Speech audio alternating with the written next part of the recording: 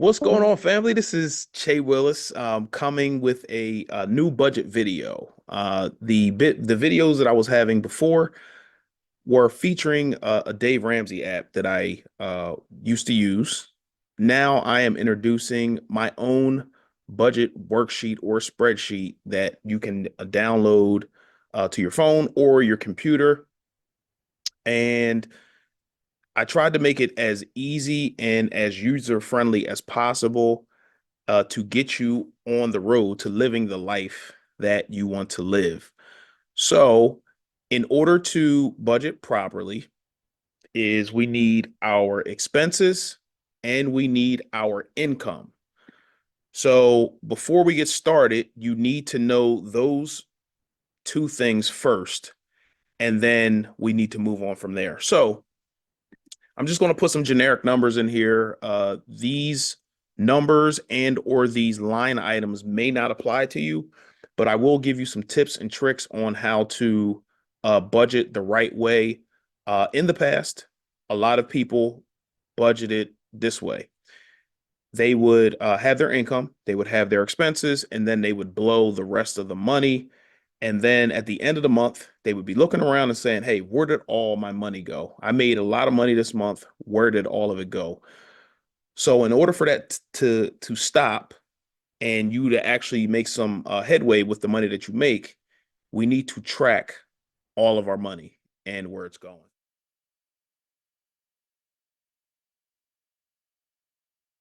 We're going to start with the projected monthly income.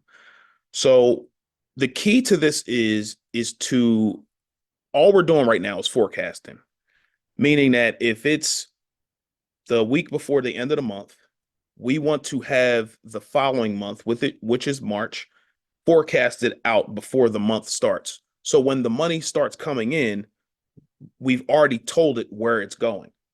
All right. So let's just say it's February 23rd and we're setting up our March budget. So let's just say we're going to make 5 grand, and then our partner or spouse is going to make 5 grand as well. This extra income is for any side hustles that you have. If you don't have any side hustles, that's fine. And this is projected. So we understand sometimes that our income is higher because there may be an extra week or whatever the case may be. So this is the projected monthly income. And then this would be the actual. So when the money starts coming in, then you want to start tracking it that way. So we make sure that our projections and the actuals are matching up as close as possible. So now we're going to move over. What's going on, family? This is Che Willis from Wealth as a Journey. Did you know that we just started a wealth building community? In this community, we meet once a month on Zoom. We discuss financial areas of opportunity. We discuss wins and strategies to get you to the M's. In anybody's wealth building journey, if you're just starting out, it can be super lonely and difficult. In this community, we're also going to hold you accountable to where you say you want to be. So if you need the accountability, if you need the family atmosphere, if you need help getting to your desired financial result, come join the community. My website is www.wealthisajourney.com. Join the community today to get to your financial result. Thank you. Expenses. So with the projected expenses, you should know already what your mortgage will be. So let's just put in some numbers here. So 1,800 bucks. You don't have a second mortgage. You have a phone. Let's just say both of your phones combined are $200. Um, then what we want to do, and if you look down here, every time you put in an expense or projected expense here, is going to come down over here and calculate for you. So as you start putting in these numbers, if this number here, your total projected expenses, exceeds your projected income, then you know you have a problem and you know you need to make some adjustments. Okay. So electricity, I'm going to put $400 here. Gas for your house, say $65 for the month. Now, what I also say is sometimes our gas bill is higher than we anticipate. So if you think that your gas bill may be higher, what I would recommend is making sure that you put in more that you project. So maybe if you think it's going to be higher and it was maybe $65 last month, maybe you bump it up to 100. So if it comes in at 85, then you would have $15 left over. So hopefully that makes sense. Um, Sewer and water, say 50 bucks. Cable, $200. Um, Maintenance or repairs is something like an emergency fund for your house. If you're putting away money for maintenance or a maintenance thing that you have coming up, you can put away money for that. But if you don't, then don't worry about it. Or supplies as well. So your total house expenses is $2,715, and that calculates over here as well. Then you have transportation, car insurance. Let's just say that's $300, and fuel. So if you don't know how to calculate fuel, and don't feel bad because you're not the only one. So the way that you would calculate your fuel is find out how often you are filling up your tank and around about what that costs. So maybe it's $50 per fill up. If you're filling up once a week, that's $50 a week. That's $200 a month. So that's how we're going to calculate gas. So if you want to bump it up just a little bit, so you don't leave yourself stuck, maybe you might want to put in 230. Okay. And this is just a projection. Any maintenance that would be like oil changes or anything like that. If you needed an oil change for this month, let's just put that in there, 89 bucks. Now, so for your transportation, you're only spending $619. And then again, that translates over here, right? Insurances for your home, if your home is not paid off, then that should be inside of your mortgage. And you don't have to worry about that. Any health insurances or life insurance, let's just say you have a term policy, you're paying $25 a month. We'll put that in there. And then food. Food is the biggest budget killer. So if you don't know how to calculate how much you're eating on a monthly basis, what I would do is go back and look at how often you were going to the store the last 3 months, and then maybe do an average of those expenses.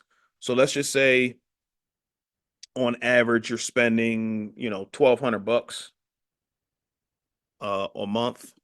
Yeah, then you put that in there.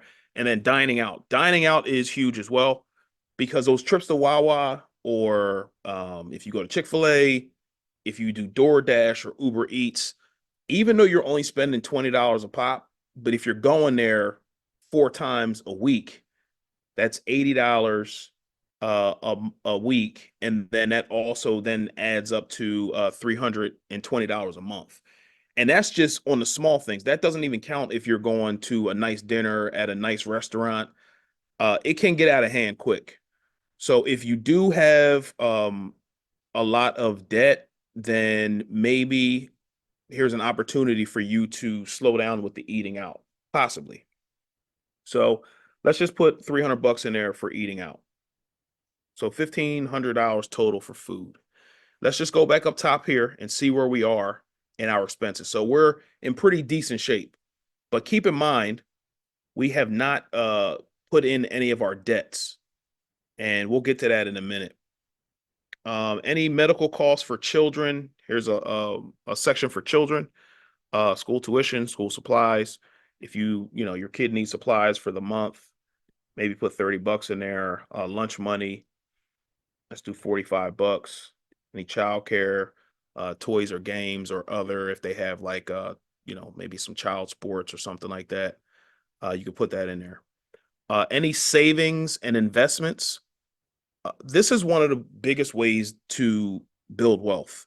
And I put this category in here on purpose because in order for you to build wealth, you need to invest consistently.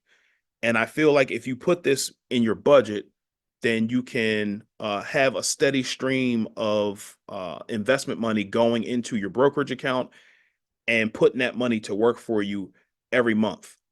And so that's how we're doing it. That's one vehicle that we're using, the stock market to invest. Or if it's not investing in the stock market, you can be saving up for a rental property or saving up to invest in a business. So that also counts, or your kid's college. That's another thing as well. So um, let's just say 250 bucks. Put that in there, right? Tithes and offerings is a non-negotiable in my house. So let's just say 600 bucks and then 600 bucks. Again, that's what goes on in our house. If you don't do that, that's your choice. So and if we look here, we're still in pretty decent shape. We have a projected 10,000 and we're only at 6,300 in expenses, projected expenses. So debts, here's let's just see, credit card, let's see, student loans. Let's just say your student loan is 250 a month, right? And then there's a section over here to say, okay, well, of the 250, I still have $9,000 left to pay on my student loans. And let's just say I have a credit card that's $1,000. And the minimum payment of that credit card is 75 bucks, right? Now, a lot of people will just pay the minimum payment. But what I'll tell you is the minimum payment has interest on there. A lot of credit cards are 20 to 30% interest that you're paying on that money. And a lot of people only pay the minimum payments. So the key to having more money, have that money make you more money, is by paying off your debts as soon as possible. So if you're only paying the minimum payments, the rule of thumb is to pay, and let's just say this, these are the only, no, let's add one more. Let's add this payment in here, okay? And let's just say there's $5,000 left on your car payment. You only got one vehicle payment and it's 250. The key is to pay this first one off and then roll this payment into the next biggest one or the next smallest one, which would be this one. And then you roll that payment into the student loan payment until that's paid off. So we'll get to that in a second, but I just wanted to kind of give you a quick rule of thumb here. If you guys don't have any streaming apps, a lot of people do. If you have Apple Music, Spotify, Tidal, Amazon Music, if you have all of those, they all pretty much play the same music. So what I would tell you is to maybe cut one, two, three of them. Maybe you just use one so you can use that money to then get to where you want to be financially. So let's just say it's $20. You're not going to the movies this month. You're not going to any concerts or sporting events or live theater. But again, you have line items for that to tell your money where to go. Again, if you're forecasting and you know that you guys are going on a date, you and your spouse, and you want to put money in there to go into a live theater, or you're going to New York or somewhere, you can price the tickets out and then put that in there. So when you do get the money in, you can just pay for the tickets. That makes sense. Taxes. Uh, Here's a big one. If you want to put money in for taxes that you owe, like back taxes, or if you know that you have a tax bill coming up, you can start putting a projected expense line in the taxes. So then once the taxes are due, you'll have money just sitting there to pay for the taxes or pay the taxes. Here's one big area of opportunity that I talked about it in the beginning of this video, that people don't put line items in for spending money for themselves, right? a lot of times what you'll do is you'll have your expenses, you'll have your income, and then whatever's left over, you'll spend the rest of it. So what we want to do is we want to, again, give every penny that you have coming in a name, if possible. So this would be person specific. So my wife and I, we have line items for ourselves, and all of these are editable. So if you want to put a line item for yourself, for your spending money, your spouse is spending money, completely up to you. But I would highly recommend you putting a line item in for your spending money, whatever you guys agree on, if you're married. And if yours is 500 and your wife's is 700, so be it. Whatever you guys agree on. Yours could be 1,000, hers could be 200. And the spending money is basically something that you spend obviously on yourself. So if you wanted to go to lunch with your boys or go hang out with your girls, this money would be allotted for you to do whatever you wanted to do with that. Okay. I like to play golf. When it's warm outside, that's where a lot of my money goes to playing golf. So let's just say 350 and 550. All right. Any hair and nails. If you guys agree that your spouse's spending money goes into hair and nails, then you don't have to put a line item for hair and nails. You could just know that that's coming out of their spending money. But if that's not the case, and you do want to put hair and nails, spending money for hair and nails, maybe you put 300 bucks in here or whatever you guys agree on. If you guys are not buying clothes for the month, then leave it out. Dry cleaning, 50 bucks. Health club, say $20, and then we'll move on.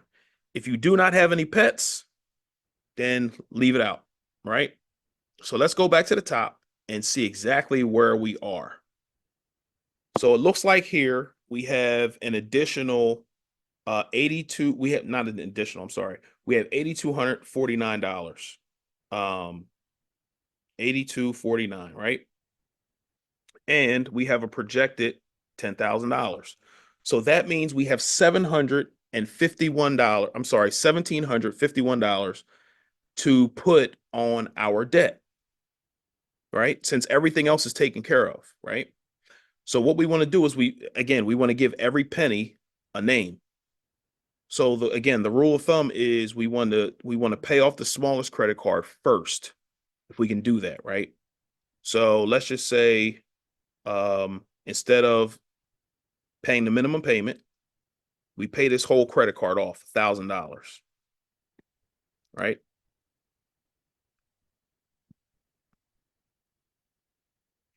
Now we have $751 left.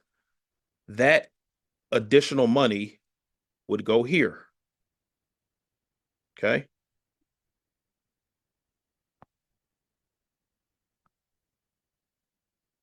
751.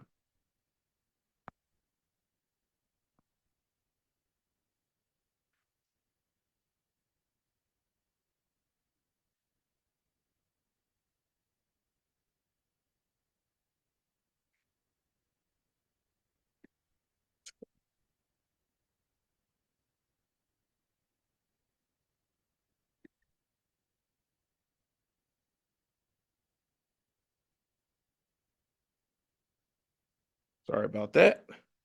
All right, so 1076. So what that means to you is for the following month, this will be gone.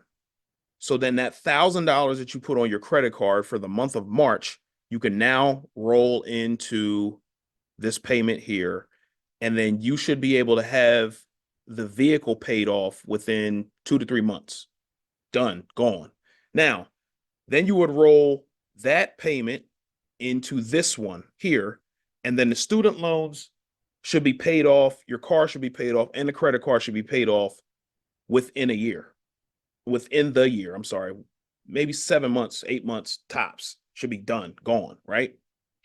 And after that's done,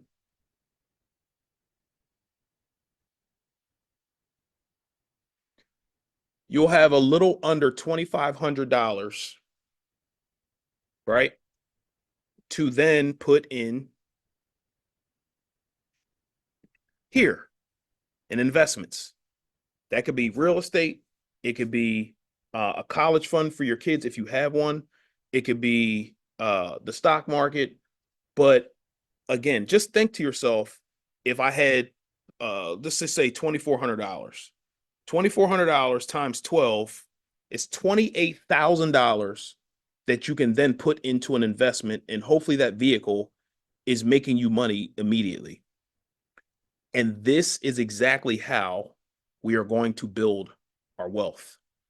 And so the rest of the way to use this is once the money comes in and once you pay for the rent or mortgage, and then that's when you know that it's done. It's all zeroed out here, right? Now here's the beautiful part. You put that in there, done. Now let's just say the electricity comes in at 350. That means you have $50 left over to put into your budget. So if that happens, you could spend the money on yourself. If you still have debt at that point, you could then put that $50 again into your investment account. Or if you want to go spend it, you could do that too. But what you're doing is you're giving yourself options to do the things and live the life that you want to live because you were disciplined, because um, you forecasted out, and every dollar, every penny had a name on it before it was spent. So hopefully you guys get the gist of how to use this. All we're doing is we're forecasting, and then when we spend the money's coming out, or if there's more left over, then you have the option to put the money wherever you want. But as the money comes in, and it gets allocated out and divvied out to where it's supposed to go, then now you're giving yourself options if you have money left over to put it where it's supposed to go. When your actual money comes in, you put it in there. And then also, if you maybe make extra income, doing a favor for somebody and you get paid for it, that would, again, let's just say 250, that would just give you extra money. You have an extra $250 to spend here and put it into building your wealth. Or if you just want to go hang out and celebrate because you made some extra money and then you paid off some of your debts, go celebrate, man. But this is exactly the way that we are going to build the wealth and live the life that you want to live. There's also a note section over here for you if you want to put some notes in for yourself, what you did for the month, maybe what you did wrong if you went over budget.